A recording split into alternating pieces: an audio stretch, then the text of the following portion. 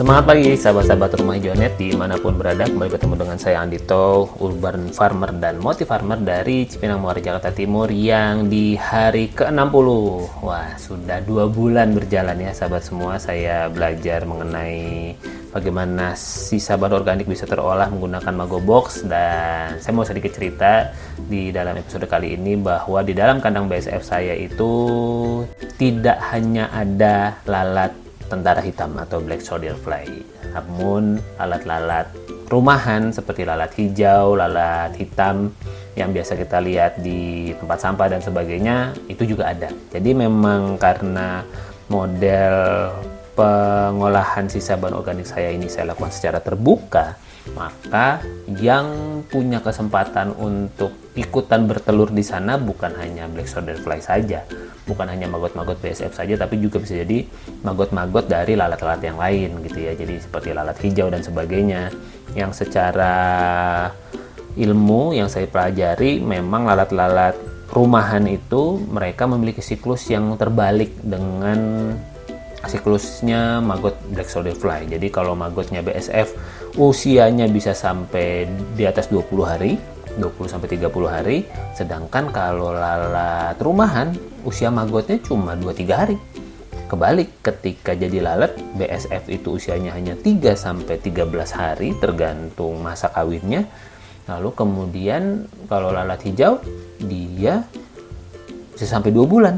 Jadi memang usianya lebih panjang dan dia makan gitu ya. Jadi dia butuh nutrisi untuk makan. Itulah yang membedakan antara lalat black soldier fly dengan lalat biasa yang biasa kita lihat di dalam keseharian kita. Untuk orang yang belum kenal, bisa jadi black soldier fly itu adalah lalat yang menakutkan gitu ya, karena besar, mukanya kayak belalang gitu ya, lebih serem dan sebagainya. Namun kalau kita kenali, mereka tuh betul-betul lalat baik. Baik itu benar-benar saya pernah mengalami ya, mereka terbang ke tangan saya, nggak ada masalah, saya tangkap nggak kabur juga gitu ya. Ya udah saya kemudian kembalikan ke kandang dan sebagainya. Jadi betul-betul lalat baik ya. Memang si lalat BSF ini maggotnya bisa mengolah sisa bahan organik dengan sangat luar biasa. Katanya bisa mengolah bahan organik sesuai berat badannya itu 4-5 kali ukurannya per hari. Nah, bisa bayangkan kalau kemudian selama 20 hari dia makan terus, kalau satu sudah banyak, gimana kalau keroyokan gitu ya. Makanya secara umum bisa dibilang 1 kilo maggot bisa mengolah 4 kilo sampah organik. Nah itu secara hitungan minimalnya. Tentu di kondisi di lapangan bisa sangat berbeda, tergantung bahan makanannya, tergantung cuacanya, tergantung faktor-faktor lain yang bisa menentukan semakin efektif maggot dalam mengolah sisa bahan organik.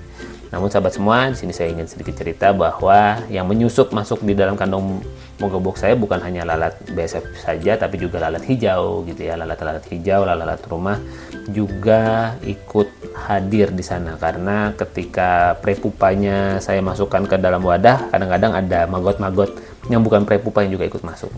Nggak apa-apa lah, biar jadi berteman ya. Jadi bisa lihat bahwa ternyata lalat nggak cuma dia aja, tapi juga ada lalat lain. Dan ya berdasarkan pengalaman saya lihat-lihat ya, kalau selama mereka nggak keluar ya mereka mati juga di dalam kandangnya sebagaimana lalat BSF.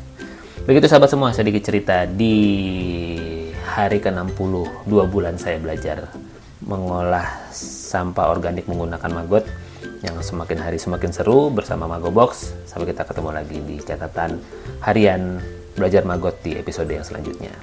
Thank you.